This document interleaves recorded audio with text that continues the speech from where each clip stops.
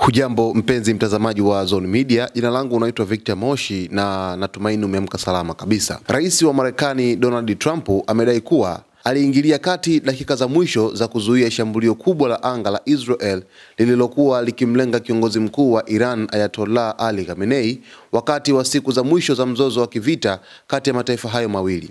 Kupitia chapisho lake kwenye mtandao wa Truth Social, Trump alieleza kuwa aliagiza ndege za kijeshi za Israel ambazo zilikuwa zikielekea moja kwa moja Tehran kurejeshwa. Trump aliandika kwa kusema kwamba nilihitaji Israel kuleta nyuma kundi kubwa sana la ndege ambalo lilikuwa linaelekea moja kwa moja Tehran. Lilikuwa shambulio kubwa zaidi la vita kwa mbali. Mwisho wa kunukuu. Trump alisisitiza kuwa Ayatollah Khamenei alikuwa tayari amelengwa moja kwa moja, lakini kutokana na hatua yake ya kuingilia kati alifanikiwa kumwokoa dhidi ya kile alichokiita kifo kibaya na cha aibu. Aidha, rais huyo alieleza kutoridhishwa kwake kwa kauli za Khamenei baada ya vita, ambapo kiongozi huyo wa Iran alidai ushindi dhidi ya Israel. Trump alisema tena, kwa nini huyu anayejiita kiongozi mkuu aseme waziwazi na kwa upumbavu kuwa ameshinda vita dhidi ya Israel ili hali anajua ni uongo? Trump aliongeza kuwa alikuwa katika hatua za mwisho za kuandaa mpango wa kutoa nafuu ya vikwazo dhidi ya Iran, lakini aliufuta mara moja baada ya matamshi hayo ya Khamenei.